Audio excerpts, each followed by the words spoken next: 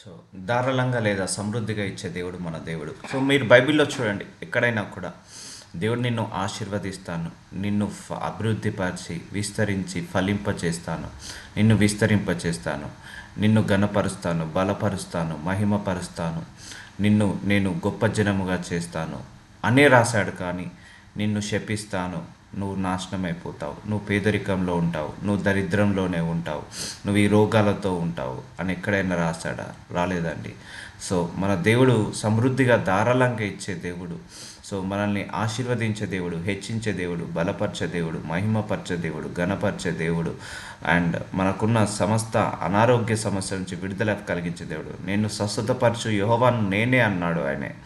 So ఈ పేదరికంలో ఉండటం, ఈ దరిద్రంలో ఉండటం, ఈ రోగాల్లో ఉండడము, ఈ యొక్క లేమితనంలో బ్రతకడము దేవుడి చిత్తము కానే కాదు. ఆయన ఏమన్నాడు? నువ్వు బయటికి వెళ్ళేటప్పుడు ఆశీర్వదించబడతావు, ఇంటికి వచ్చేటప్పుడు ఆశీర్వదించబడతావు, నీ గర్భఫలము ఆశీర్వదించబడుతుంది, నీ భూఫలము ఆశీర్వదించబడుతుంది, నీ పొలాలు ఆశీర్వదించబడతాయి అని అన్ని ఆశీర్వాదాలే మనిషి మీద రిలీజ్ చేశాడు. కానీ అపవాదం ఏం చేస్తున్నాడంటే, ఇక నీ జీవితం ఇంతే, ఇక నీకు ఈ ఉద్యోగం రాదు, ఇక నీకు ఈ వీసా రాదు, ఇక నీకు ఈ సొంత ఇల్లు ఉండదు, నీ శాలరీ ఇంతే, నీకు రావాల్సిన డబ్బులు రావు, ఇక నీ జీవితం అంతా ఇలాగే బతకాల్సిందే, నీ రోగము స్వస్థత పడదు అనే అపవాది అబద్ధాలు చెప్తుంటా అంటాడు. సో దేవుడు ఆ అబద్ధాలన్నిటినీ కొట్టివేయడానికే భూలోకానికి వచ్చాడు యేసు ప్రభువారు. సో మన దేవుడు ధారాళంగా సమృద్ధిగా ఇచ్చే దేవుడు. ఆకాశం ఎంత విశాలంగా ఉంటుందో, భూమి ఎంత విశాలంగా ఉంటుందో, సముద్రం ఎంత విశాలంగా ఉంటుందో, మన దేవుడి యొక్క హృదయం కూడా అంత విశాలంగా ఉంటుంది. ఆయన చెయ్యి పెద్ద చెయ్యి, ఆయన మనస్సు గొప్ప మనస్సు, పెద్ద మనస్సు. సో ఆయన జనరస్గా ఇస్తాడు, సంతోషంగా ఆనందంగా ఇస్తాడు. ఇప్పుడు మనిషి కాదు ఆయనే. కొంతమంది అంటారు, నీకు ఒక కారు ఉంది కదా, ఇంకో కారు ఎందుకు? ఒక ఇల్లు ఉంది కదా, ఇంకో ఇల్లు ఎందుకు? లేకపోతే నీకు ఇవన్నీ ఉన్నాయి కదా, మళ్ళీ ఇంకా ఎందుకు అని అంటారు. కానీ దేవుడు అలా అన్నాడు, నీకు ఎంత ఇచ్చినా కూడా ఆయనకు తక్కువే. ఆయన చేతులలో కొదువ ఉండదు, తక్కువగా ఉండదు, సమృద్ధిగా ఉండదు. అందుకే దేవుణ్ణి అన్ని రకాలుగా ఫలించి అభివృద్ధి చెంది విస్తరించండి అని ప్రార్థించండి. ధారాళంగా సమృద్ధిగా ఆశీర్వదించమని ప్రతిరోజు ప్రార్థించండి. ఇప్పుడు చూడండి, ఇప్పుడు అబ్రహాము ధారాళంగా సమృద్ధిగా ఆశీర్వదించబడ్డాడు. ఆయన కుమారుడు ఇస్సాకు, యాకోబు అందరూ కూడా ధారాళంగా ఆశీర్వదించబడ్డాడు. సొలొమోన్ చూడండి, ఆ లోకంలోనే ఆయనకు మించిన జ్ఞానవంతుడు లేడు, ఆయన మించిన ధనవంతుడు లేడు. సో ప్రాస్పరిటీ ఇవి కూడా దేవుడి చిత్తం అండి. Poverty not a God's will. ఆ పేదరికంలో బతకడం దేవుడి చిత్తము కానే కాదు, అపవాది చిత్తము. దరిద్రంలో బతకడం అపవాది చిత్తము, ఆ 3 పూటలు పస్తులు ఉండడము అపవాది చిత్తము, మనిషి చిత్తము కాదు. ఇప్పుడు మనమే ఉన్నాము, మన పిల్లలను బాగుండాలని కోరుకుంటామా? లేకపోతే వాళ్ళు కష్టాలు పడాలని కోరుకుంటామా? వాళ్ళు కష్టాలు పడాలని మనం ఎవరము కూడా కోరుకోము.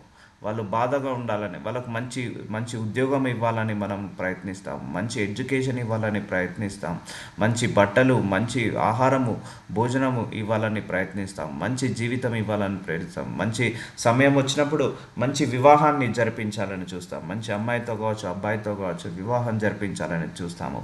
సో మన పిల్లల గురించి మనం అంత మంచిగా ఆలోచించినప్పుడు మన పరలోకపు తండ్రి కూడా మన గురించి మంచిగా ఆలోచించడా? సో మనం కష్టాల పడడం ఆయన చిత్తము కాదు, మనం ఈ దరిద్రంలో, పేదరికంలో, లేమితనంలో బ్రతకడం ఆయన చిత్తము కాదు.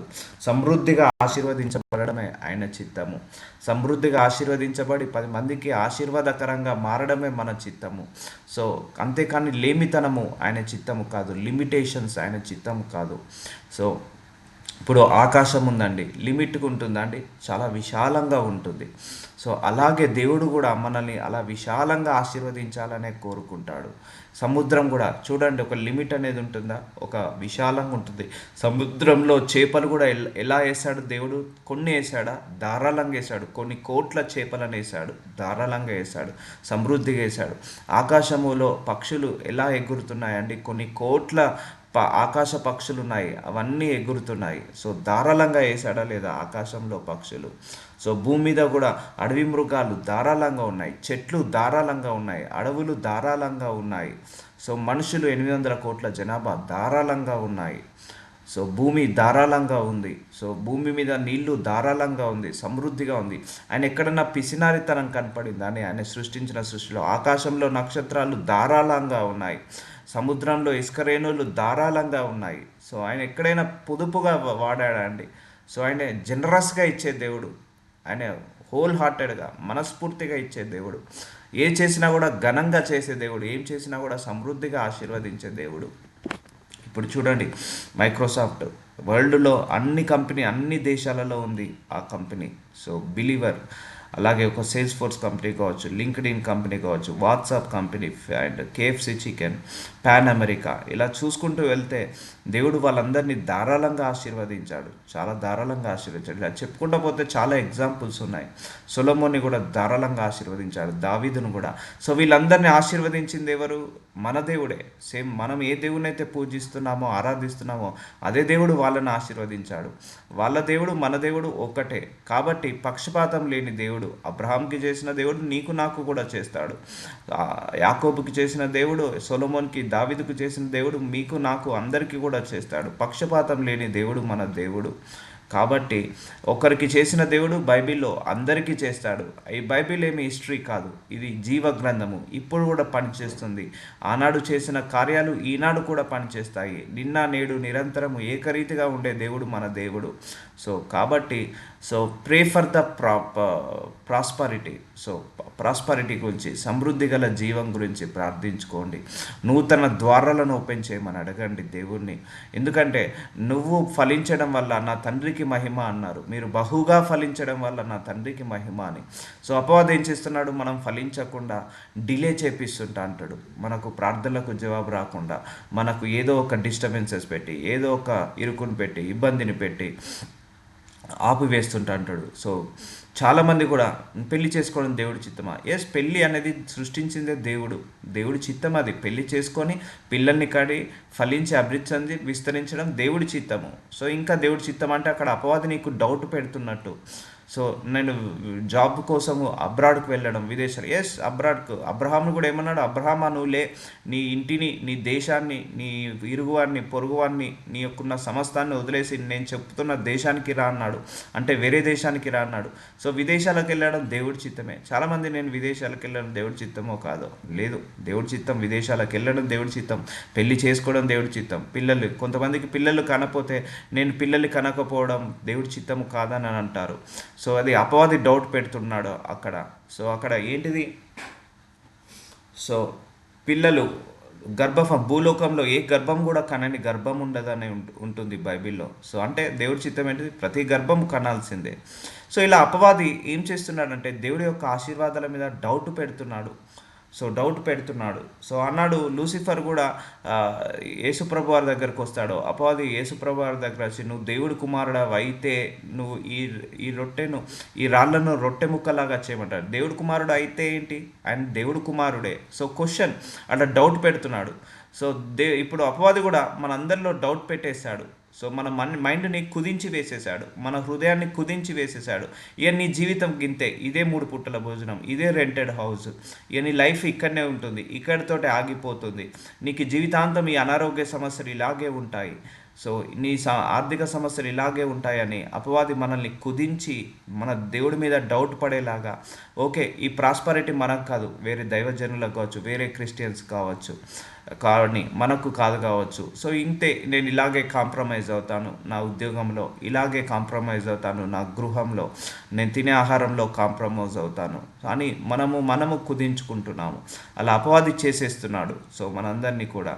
కానీ దేవుడు ఏమంటున్నాడు? నేను విస్తారంగా అభివృద్ధి పరుస్తాను. ఎక్కడైనా చూడండి, మీరు బైబిల్లో చూడండి, నువ్వు భయపడకు, దిగులు పడకు, నేనున్నాను, నిన్ను ఆశీర్వదిస్తాను, నేను ఆశీర్వదించు యెహోవాను నేనే అన్నాడు, నేను స్వస్థతపరచు యెహోవాను నేనే అన్నాడు, నువ్వు ఫలించి అభివృద్ధి చెంది విస్తరింప చేస్తాను, భూలోకంలో అందరి జనముల కంటే నీకు అత్యధికమైన పేరును, కీర్తిని, ఘనతను తీసుకొస్తా అన్నాడు.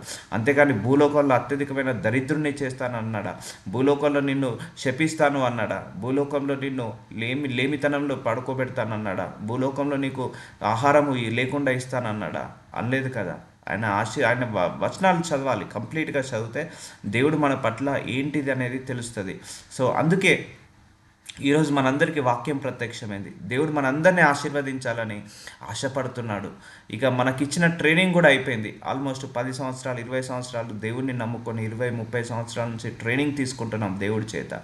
ఇక జీవితాంతం ట్రైనింగ్ తీసుకుంటే ఇక మళ్ళీ ఎప్పుడు మనము బ్లెస్ అవుతాము? సో అది కాదు. సో నీలో ఆశ ఉన్నంత వరకు, నీలో ఆకలి దాహము ఉన్నంత వరకు దేవుడు కూడా ఏం చేయలేడండి. నీ ఆకలిని బట్టి, నీ దాహాన్ని బట్టి, నీ ఆశను బట్టి, నీ విశ్వాసాన్ని బట్టే దేవుడు పని చేసి పెడతాడు ఎప్పుడైనా కూడా. లేదు బ్రదర్, నాకు ఈ ఈ లైఫ్ పర్లేదు, కంఫర్ట్గానే ఉంది, నాకు రోజు నా భార్యతో నా భర్తతో గొడవ చాలా కంఫర్ట్గా ఉంది, నాకు ఈ లేమితనం చాలా కంఫర్ట్గా ఉంది, నాకు ఈ కిలోమీటర్లు నడవడం చాలా కంఫర్ట్గా ఉంది, నాకు ఈ 2 పూటల భోజనం చాలా కంఫర్ట్గా ఉంది, నాకు ఈ చిన్న చాలని జీవితం చాలా కంఫర్ట్గా ఉంది అంటే దేవుడు కూడా ఏం చేయలేడు. Let your comfort will be more comfort అని అంటాడు. నీ కంఫర్టే నీ ఇష్టము అని అంటాడు. సో లేదు, నాకు ఇది వద్దు, నాకు బ్రేక్ కావాలి, నా ఫైనాన్షియల్లో బ్రేక్ కావాలి, నేను సమృద్ధిగా తిని తృప్తి పొందిన తర్వాత కూడా ఇంకా ఓవర్ఫ్లో కావాలి, నాకు ఇంకా ఆపర్చునిటీస్ పెరగాలి ఫైనాన్షియల్ బ్రేక్ త్రూలో. ఫైనాన్స్ మాత్రమే కాదు, హెల్త్ బాగుండాలి, వెల్త్ బాగుండాలి, అలాగే ఆయువు ఉండాలి, ఆరోగ్యం ఉండాలి, సంతోషం ఉండాలి, ఆనందంగా ఉండాలి, ఆత్మలో వర్ధిల్లాలి. ఇవన్నీ ఎలా ఉండాలి? సమృద్ధిగా ఉండాలి, సమృద్ధిగా ఉండాలి. చూద్దాము వాక్యం ద్వారా దేవుడు ఏం మాట్లాడబోతున్నాడు. సో సమృద్ధిగా ఆశీర్వదించబడాలంటే కొన్ని కండిషన్స్ కూడా ఉన్నాయి. చూద్దాము. సో సామెతలు 11వ అధ్యాయం 24వ వచనం, వెదజల్లి అభివృద్ధి పొందిన వారు కలరు. సో వెదజల్లి అభివృద్ధి అంటే విస్తారంగా ఇచ్చేసి అభివృద్ధి చెందిన వారు కలరు, తగిన దానికన్నా తక్కువ ఇచ్చి లేమికి వచ్చిన వారు కలరు. ఒకటి, కొన్ని కండిషన్స్ చెప్తున్నాడు. నువ్వు ధారాళంగా ఆశీర్వదించబడాలంటే ఫస్ట్ బైబిల్లో కొన్ని కండిషన్స్ పెట్టుకున్నాడండి దేవుడు. నువ్వు ఇది చేస్తే నేను ఇది చేస్తా, నువ్వు ఇది ఇస్తే నేను నీకు ఇది ఇస్తా అని కొన్ని కండిషన్స్ పెట్టుకున్నాడు. బై డిఫాల్ట్ అదంతే. ఇక మనము ఆ కండిషన్స్ని మనము ఏమీ చేయలేము. సో వెదజల్లి అభివృద్ధి కొంతమంది చాలామంది చారిటీలకు ఇచ్చి కూడా వాళ్ళ లోపల సమృద్ధిని చూశాను నేను. కొంతమంది ఏమీ ఇవ్వకుండా పిసినారితనంలో ఉండి లేమిని తెచ్చుకున్న వాళ్ళని చూశాను. పొదుపుగా ఉండి పిసినారితనంగా ఉండి దాచి దాచి దయ్యాల పాలు చేస్తారంటారు, దొంగల పాలు చేశారంటారు. కొంతమంది పిసినారితనంగా దాచి దాచి దాచి ఎవరో ఒకరు కొట్టేయడం, దొంగతనం చేయడం జరుగుతుంది. వాళ్ళకు లేమి వచ్చేసింది. సో వెదజల్లి అభివృద్ధి పొందిన వారు, వెదజల్లి అంటే విస్తారంగా ఇచ్చి, ఆ చారిటీస్కి ఇచ్చి, ఆ సంఘాలకు ఇచ్చి అభివృద్ధి పొందిన వారు కలరు, తగిన దానికంటే తక్కువగా ఇచ్చి లేమి వచ్చిన వారు కలరు. సో ఫైనాన్షియల్ మిరాకిల్ ఎలా చేశాడంటే దేవుడు అండి, ఇస్తుంటే మనకు పెరుగుతుంటుంది. సో ఇట్స్ ఎ ఫ్లో లాగా ఉండాలి ఎప్పుడైనా కూడా. ఫైనాన్షియల్ మిరాకిల్స్ ఎప్పుడు కావాలన్నా కూడా ఇవ్వుడు నీకు ఇవ్వబడును, నీళ్లు పోయి వాడకు నీళ్లు పోయబడును అన్నాడు. సో నువ్వు ఇస్తున్న కొద్దీ దేవుడు నీకు ఇస్తుంటా అంటాడు. ఆ ఇవ్వడం అంటే ఏంటిది? వృధా ఖర్చులు కాదు, పేదవాళ్ళకి ఇవ్వడం, సంఘాలకు ఇవ్వడం. ఒక దగ్గర సంఘ నిర్మాణం జరుగుతుంది, సంఘం నిర్మాణానికి ఇవ్వండి. లేకపోతే ఒక పేదవాళ్ళకు ఆకలితో ఉన్నారు, వృద్ధాశ్రమాలు, అనాథ పిల్లలు, సో వాళ్ళకి ఇవ్వండి. ఔదార్యము గలవారు పుష్టి నొందుదురు, నీళ్లు పోయి వారికి నీళ్లు పోయబడును. సామెతలు 11వ అధ్యాయం 25వ వచనం. ఔదార్యం గలవారు పుష్టి నొందుదురు. సో మంచిగా పుష్టి అంటే మనము మంచి బలంగా ఉన్న వాళ్ళని పుష్టిగా అంటారు. ఔదార్యం గలవారు అంటే జనరస్గా ఉండాలి. మన హృదయంలో కూడా అలా పిరికిగా ఉండొద్దు, ఆ పిసినారితనంగా ఉండొద్దు. హృదయంలో ఔదార్యంగా దిల్దారుగా ఉండాలి. ఈ మనీ ఎవరికి దేవుడికి ఇచ్చే విషయంలో నువ్వు ఔదార్యంగా ఉండాలి. సో నీళ్లు పోయే వారికి నీళ్లు పోయబడను. సో నువ్వు ఆశీర్వదించబడాలంటే ఫస్ట్ నీ దగ్గర ఉన్న కొంత దాన్ని నువ్వు కొంత రిలీజ్ చేయాలి. ఎప్పుడైనా కూడా సంఘానికి కావచ్చు, కాపర్లకు కావచ్చు, లేకపోతే దైవజనులకు కావచ్చు. అలా ఇచ్చి బ్లెస్ అయిన వాళ్ళు చాలామంది ఉన్నారు. అలా ఇచ్చి బ్లెస్ అయిన వాళ్ళు చాలామంది ఉన్నారు. నీళ్లు పోయే వారికి నీళ్లు పోయబడును అంటే నువ్వు ఏదైతే రిలీజ్ చేస్తావో అది రిలీజ్ అవుతుంది నీకు. ఫైనాన్షియల్ మిరాకిల్స్ ఎప్పుడు జరుగుతాయో తెలుసా అమ్మ? నువ్వు విత్తనం విత్తాలి, ఫైనాన్షియల్గా నువ్వు విత్తనాలు విత్తాలి. సో విత్తనాలు విత్తకుండా నువ్వు పంట కోయమంటే అసలు సాధ్యము కాదు. సో ధాన్యము బిగబట్టు వాణిని జనులు శపించెదరు, దాని అమ్మువాణి తన మీదకి దీవెన వచ్చును. సో మన దగ్గర ఉన్న కొంత ధాన్యాన్ని బిగపట్టుకోవద్దు, చేతిలో పెట్టుకోవద్దు. నువ్వు స్ట్రెచ్ చేయాలి. ఎప్పుడైనా చెయ్యి, ఎప్పుడైనా గుప్పెడ పిడికిన పట్టినట్టు ఉండకూడదు. పిడికిని విప్పాలి, ఎప్పుడైనా కూడా గుప్పెలు విప్పాలి. సో చారిటీస్కి ఇవ్వాల్సింది చారిటీస్కి ఇవ్వాలి, దేవుడికి ఇవ్వాల్సింది దేవుడికి ఇవ్వాలి. ఉన్నంతలో ఎక్కువ చేయమని కూడా చెప్పాడు దేవుడు, అప్పులు చేసి చేయమని చెప్పాడు. ఎందుకంటే దేవుడు కండిషన్ అలా పెట్టుకున్నాడు. ఈ భూలోకంలో నువ్వు పైకి ఆ యాపిల్ పండుని ఇష్టేస్తే కిందికి యాపిల్ పండు వస్తుంది, కానీ జామకాయ రాదు. పైకి బత్తాయి గ్రేప్ ఇచ్చిరేస్తే కిందికి గ్రేపే వస్తుంది. బాల్ ఇచ్చిరేస్తే మన చేతికి మళ్ళీ అదే బాల్ వస్తుంది, కానీ వేరే బంగారం ముద్ద రాదు. అలాగే ఈ భూలోకంలో దేవుడు ఈ ఫైనాన్షియల్ మిరాకిల్ కూడా ఎలా చేశాడంటే, నువ్వు ఏ ఫైనాన్స్ అయితే రిలీజ్ చేస్తావో నీ చేతిలో నుంచి, అదే ఫైనాన్స్‌ని నువ్వు పొందుకోగలుగుతావు. అమ్మవానికి తల మీదకి దీవెన వచ్చును. సో, దానిమ్మ బిగపట్టు వానిని జనులు శపించెదరు. సో, బిగపట్టుకోవద్దు మన చేతిని. స్ట్రెచ్ చేయాలి. స్ట్రెచ్ చేయాలి ఎప్పుడైనా కూడా. ఇవ్వగలిగే మనసు ఉండాలి ఎప్పుడైనా. బైబిల్‌లో దేవుడికి ఆశించే గుణం కంటే ఇచ్చే గుణం చాలా ఇష్టమండి. నువ్వెంత ఇచ్చే గుణంగా మారుతావో దేవుడు కూడా నీకు అంతే ఇవ్వగలుగుతాడు. సో, అంతే ఇస్తాడు కూడా. సో, ఇచ్చే గుణము చాలా ముఖ్యము. చాలా ముఖ్యము. మన క్రైస్తవ జీవితంలో ఇచ్చే గుణం కంటే ఆశించే గుణము చాలా మందికి ఉంటుంది. నో అండి. ఆపేసేయాలి. నాకు వాళ్ళు అది ఇస్తే బాగుండు, వీళ్ళు ఇది ఇస్తే బాగుండు, అది చేస్తే బాగుండు, ఇది చేస్తే బాగుండు. ఇవన్నీ కూడా మనం ఎక్స్‌పెక్ట్ చేయొద్దు. Do not expect anything from anybody. Just you should expect anything from God only. దేవుడి నుంచి మాత్రమే నువ్వు ఎక్స్‌పెక్ట్ చేయాలి. మేలు చేయగోరవాడు ఉపయుక్తమైన క్రియను చేయను, కీడు చేయగోరవానికి కీడే మూడును. సో, మంచి చేస్తే నీకు మంచి తిరిగి వస్తది. చెడు చేస్తే చెడు తిరిగి వస్తది. నువ్వు చారిటీస్ చేస్తే చారిటీ తిరిగి వస్తాయి. ఒకటి గుర్తుపెట్టుకోండి. దేవుడికి చాలా ఇష్టమైనది ఏంటంటే చారిటీ అండి. చాలా ఇష్టం ఆయనకు. పేద వాళ్ళకు ఆహారం పంచడం, లేని వాళ్ళకు భోజనం పెట్టడం, లేకపోతే స్ట్రీట్ బెగ్గర్స్ ఉంటారు కదా! వాళ్ళ మీద వస్త్రాలు కప్పడం. ఇవన్నీ కూడా గుట్టు చప్పుడు కాకుండా చేయండి. ఎవరికీ ఫోటో పెట్టకుండా, ఎవరికి కూడా మీరు చూపించకుండా, దేవుడే చూస్తున్నాడు. దేవుడికే ఈ వస్త్రాన్ని కప్పుతున్నాను. దేవుడికే ఈ ఆహారాన్ని ఇస్తున్నాను. దేవుడికే ఈ యొక్క మంచినీళ్ళని ఇస్తున్నాను అని చెప్పి, నేను చేసేది దేవుడికి ముడితే చాలు. మనిషికి ముట్టాల్సిన అవసరం లేదు. నేను చేసే చారిటీ ఏదైనా కూడా దేవుడికి తెలిస్తే చాలు. మనుషులకు తెలియాల్సిన అవసరం లేదని ఎప్పుడైతే నువ్వు ఆ ఇంటెన్షన్‌తో నువ్వు కార్యం చేస్తావో, చారిటీ చేస్తావో, అది నీకు చాలా ఆశీర్వాదాన్ని చేస్తుంది. సో, మేలు చేయగల వారికి ఉపయుక్తమైన క్రియ చేయను. సో, నువ్వు మేలు చేస్తున్నావు అక్కడ, మంచి చేస్తున్నావు. అది నీకు విస్తారంగా దేవుడు ఆశీర్వదిస్తాడు. కీడు చేయగురువానికి కీడే మూడును. సో, కీడు ఎప్పటికైనా కీడండి. ఒక్కటి గుర్తుపెట్టుకోండి. ఇప్పుడు అన్యాయం చేసి, అక్రమం చేసి, మోసాలు చేసి లక్షల కోట్లు సంపాదించాలని చాలా మంది కూడా అదే రూట్‌లో వెళ్తుంటారు. కీడు చేస్తే 10 సంవత్సరాల తర్వాత అయినా అది ఎఫెక్ట్ పడుతది. గుర్తుపెట్టుకోండి. కీడు అనేది ఒక విత్తనం లాంటిది. మంచి అనేది ఒక విత్తనం లాంటిది. వేసిన విత్తనము ఏ రోజుకైనా మొలకెత్తాల్సిందే. కొన్ని విత్తనాలు తొందరగా మొలకెత్తుతాయి. కొన్ని విత్తనాలు లేట్‌గా మొలకెత్తుతాయి. నువ్వు కీడు చేసినా కూడా ఏదో ఒక రోజు ఆ కీడుకి ప్రతిఫలం అనుభవించాల్సిందే. 10 సంవత్సరాలు కాదు, 20 సంవత్సరాల తర్వాత అయినా కూడా అనుభవించాల్సిందే. మంచి చేసావా? నువ్వు మంచి కూడా ఇప్పుడు చేసావు మంచి. నువ్వు తొందరగా అనుభవించకపోవచ్చు. 10 సంవత్సరాల తర్వాత అయినా కూడా ఆ మంచి నువ్వు అనుభవించవచ్చు.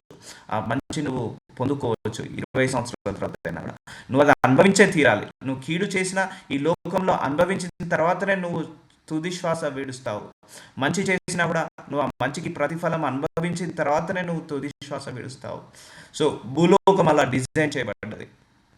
ధనమును నమ్ముకున్న వాడు పాడైపోను. సో, మనం దేనిని నమ్ముకోవాలి? దేవుడు విస్తారంగా ఆశీర్వదించాడు. ధారాళంగా ఆశీర్వదించాడు. సో, నిన్నెందుకు ఆశీర్వదించాడంటే, నీ ద్వారా ఆయన సంఘాన్ని కట్టించడానికి, నీ ద్వారా సంఘ కాపర్లకు వేయడానికి, నీ ద్వారా ఆయనే ఆ యొక్క చారిటీస్ చేపించడానికి నీకు ఆశీర్వాదాన్ని ఇచ్చాడు. ఆ ధనం అనే ఆశీర్వాదాన్ని ఇచ్చాడు. సో, దానిని ఎప్పుడు కూడా మనము నమ్మకం పెట్టుకోవద్దు. దేవుడి మీదనే నమ్మకం పెట్టుకోవాలి. నీతిమంతులు చిగురాకు వలె వృద్ధి నొందుతారు.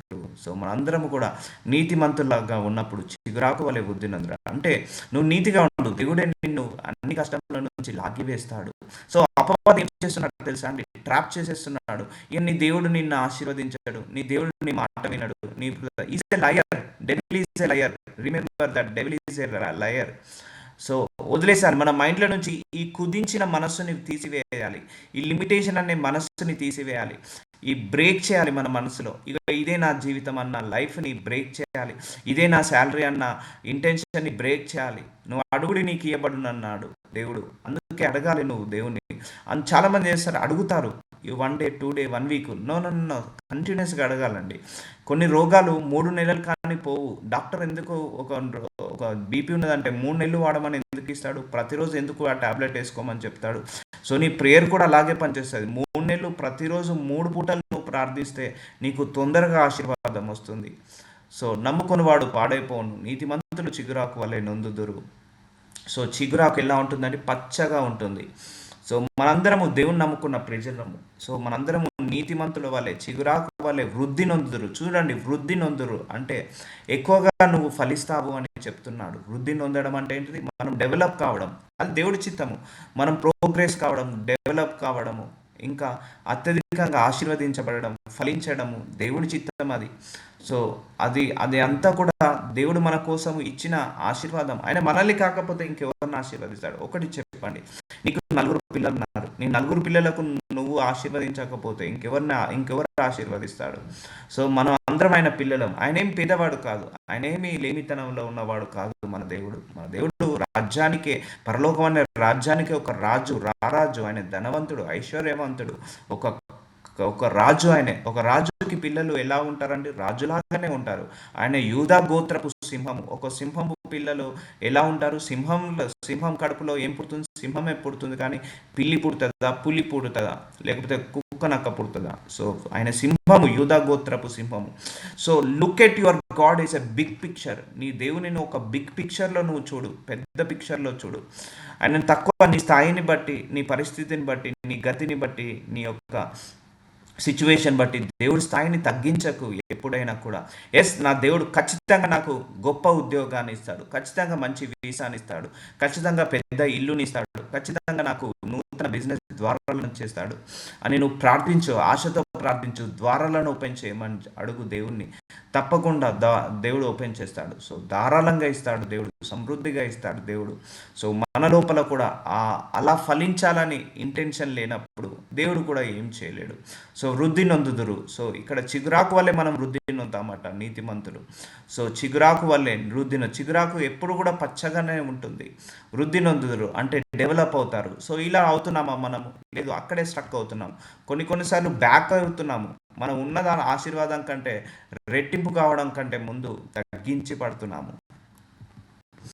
సో క్షమించండి. లూకాసు వార్త 6:6 కొన్ని కండిషన్స్ పెట్టాడు. నేను ధారాళంగా ఆశీర్వదిస్తాను, సాటిస్ఫై దీస్ కండిషన్స్ అంటున్నాడు. క్షమించండి, అప్పుడు మీరు క్షమింపబడతారు. ఈయుడి, అప్పుడు మీకు ఇవ్వబడుతుంది. సో ఫస్ట్ దేవుడి చేత నువ్వు క్షమాపణ పొందుకోవాలంటే నువ్వు క్షమించాలి. దేవుడి చేత నీ ప్రేమను పొందుకోవాలంటే, దేవుడి ప్రేమను నువ్వు పొందుకోవాలంటే ఫస్ట్ నువ్వు ప్రేమను పొందుకోవాలి. దేవుడి చేత కృపను పొందుకోవాలి, లేకపోతే దేవుడి చేత దయను పొందుకోవాలి. దేవుడి చేత వాత్సల్యాన్ని పొందుకోవాలంటే నువ్వు కూడా భూలోకంలో దయను, ప్రేమను, కృపను చూపించాలి. సో నువ్వు ఏదైతే చూపిస్తావో భూలోకంలో దేవుడు నీ మీద అదే చూపిస్తాడు. నువ్వు ఏదైతే భూలోకంలో ఇస్తావో అదే నీకు భూలోకంలో దేవుడు నీ మీద ఇస్తాడు. అందుకే క్షమించుడి, క్షమించబడును. సో నువ్వు ఫస్ట్ క్షమిస్తేనే దేవుడు నీకు క్షమించగలుగుతాడు. సో బైబిల్లో కూడా దేవుడు అదే చెప్పాడు కదా, కృప గల వారు ధన్యులు, వాళ్ళు కృప పొందుకోగలుగుతారు. సో దేవుడి రాజ్యం వాళ్ళదే. సో నువ్వు కృపను చూపించావు అనుకో, నువ్వు సహాయం చేస్తే దేవుడి దగ్గర నుంచి నీకు సహాయం అవుతుంది. అంటే ఫస్ట్ నువ్వు చెయ్యి. Without doing anything you cannot expect anything from God. So first you have to do something. So you can expect from God anything. Okay, first మనం కొంత చేయాలి, మనం చేయాల్సింది మనం చేయాలి. సో దేవుడు అట్లా డిజైన్ చేశాడు, కండిషన్ పెట్టాడు. ఇక్కడ చూడండి, ఈయుడి మీకు ఇవ్వబడును, అప్పుడు మీకు ఇవ్వబడును. ఫస్ట్ మీరు ఇస్తేనే అప్పుడు మీకు ఇవ్వబడును. సో అన్నిచి కుదిలించి దిగజారునట్లు నిండు కొలతను మనుషులు మీ ఒడిలో కొలుతురు. మీ ఏ కొలతతో కొలుతురో ఆ కొలతతోనే మీరు మరలా కొలవబడునని చెప్పాను. సో చూసారా, మీరు ఏ కొలతతో అయితే ఇస్తారో అదే కొలతతో మీరు పొందుకుంటారు. మన దేవుడు ధారాళంగా ఇచ్చే దేవుడు. ఇప్పుడు అబ్రహాం కూడా ఒక మొక్కుబడి చేసుకున్నాడు, యాకోబు ఒక మొక్కుబడి చేసుకున్నాడు. అయ్యా, మీరు నన్ను ఎంత ఆశీర్వదిస్తే అందులో దశమ భాగం మీరే ప్రభువా. నువ్వు ఎంత బిజినెస్లో ఇవ్వు, బిజినెస్లో ప్రాఫిట్ దశమ భాగమే. అండ్ లేకపోతే ఉద్యోగంలో ప్రాఫిట్ దశమ భాగము నీదే. సో ఏ బిజినెస్ అయినా చేయండి, ఎంత సంపాదించండి, అందులో 10% దేవుడికి వెళ్ళాల్సిందే. ఇంకొక 1% అన్న 2% అన్న చారిటీస్కి పెట్టాల్సిందే. అది దేవుడు నీకు ఇచ్చే కండిషన్. సో అప్పుడు నువ్వు దేవుడిని అడుగు, ఇచ్చి అడగండి అంటున్నాడు. సో నువ్వు ఇవ్వకుండా అడగడం అంటే కష్టము. సో ఈయుడి మీకు ఇవ్వబడును, అప్పుడే నీకు ఇవ్వబడును. So first do something from your end. నువ్వు ఏ కొలతతో ఇస్తావో దేవుడు కూడా నీకు అదే కొలతతో ఇస్తాడు. మీరు ఏ కొలతతో కొలుతారో ఆ కొలతతోనే మీకు మరలా కొలవబడును అని చెప్పాను. సో ఫస్ట్ నువ్వు ఏ కొలతతో అయితే నువ్వు ఇస్తావో అదే కొలతతో నువ్వు పొందుకుంటావు. కాబట్టి ఫస్ట్ నీ చేతుల నుంచి స్ట్రెచ్ చేయాలి. దేవుడు అంత ధారాళంగా ఇచ్చే దేవుడు, సమృద్ధిగా ఇచ్చే దేవుడు. అడగచ్చు, అయ్యా నాకే లేదు, నేనేమెలా అయ్యాలి, ఎంతో కొంత ఉంది కదా, ఆ కొంతలో కొంత ఇచ్చేసి దేవుని శోధించండి, అడగండి అంటున్నాడు.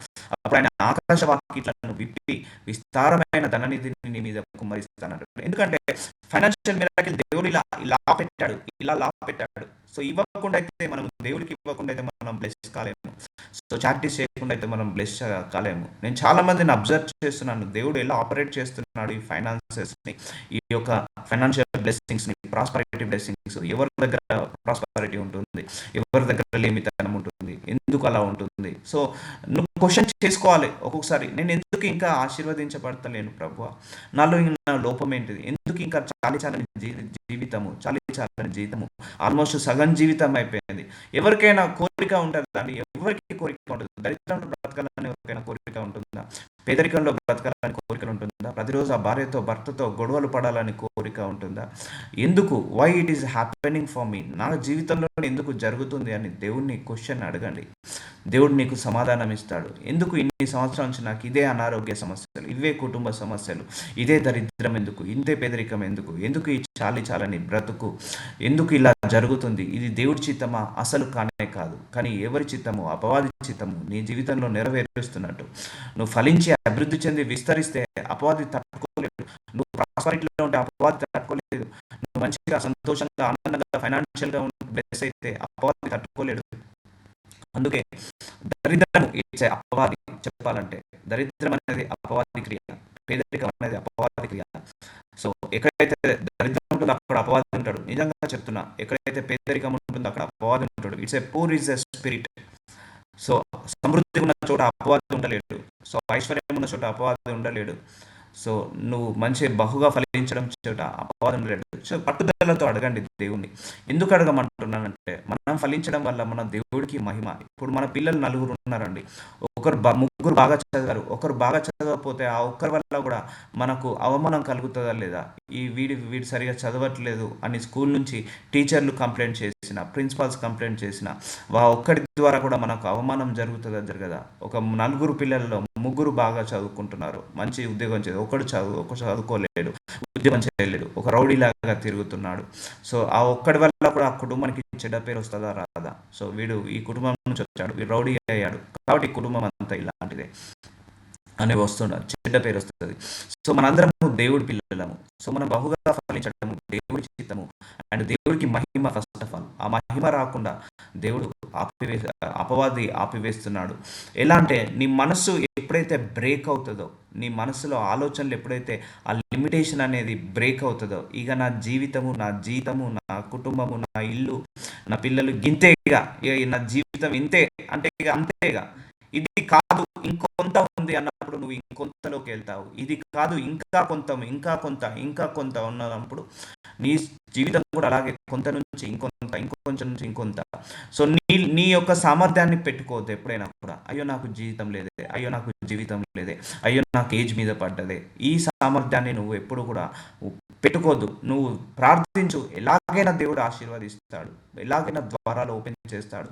ప్రార్థించు, ఘనంగా ప్రార్థించు, ఆశతో ప్రార్థించు, కంటిన్యూస్గా ప్రార్థించు. దేవుడు ఎలాగైనా ద్వారాలు ఓపెన్ చేస్తాడండి. ఇప్పుడు అబ్రహాంకి 100 years వచ్చాయి, అనుకున్నాడు ఇక నాకు 100 సంవత్సరాలు వచ్చింది. శారా అనుకుంది 100 సంవత్సరాలు వచ్చింది, ఇక నేనేం పిల్లలు కంట, నాకు ఆ పిల్లలు కనాల్సిన శక్తి, ఆ యొక్క స్త్రీ ధర్మము లేదు నా దగ్గర, ఆ శక్తి లేదని శారా అనుకుంది, అబ్రహాం కూడా అనుకున్నాడు. కానీ దేవుడు ఆ 100 సంవత్సరాలకు పిల్లని ఇచ్చాడా లేదా? ఆ ద్వారం ఓపెన్ చేశాడా లేదా? చేశాడు, ద్వారాలను ఓపెన్ చేశాడు.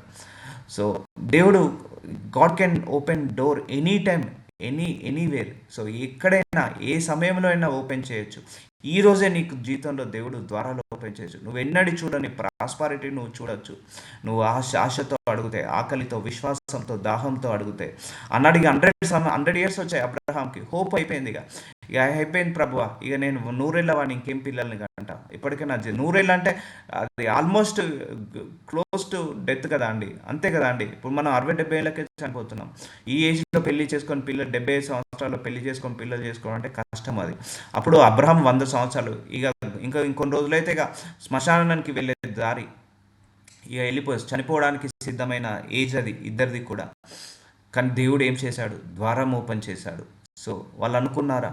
సో ఎవరైనా సాధ్యమా అండి 100 సంవత్సరాలు పిల్లలు కంటారని అంత వృద్ధాప్యంలో? దేవుడిచ్చి మళ్ళీ 75 సంవత్సరాల ఆయుష్ని పోసాడు. వాళ్ళ పిల్లలతో తిని 3-4 తరాలు చూశారు. సో ఈ రోజు కూడా నువ్వు అడుగు, నీ 40 ఏళ్ళు కావచ్చు, 50 ఏళ్ళు కావచ్చు, 30 ఏళ్ళు కావచ్చు, 40 ఎన్ని ఎన్ని సంవత్సరాలు నాకు తెలియదు మీ ఏజ్.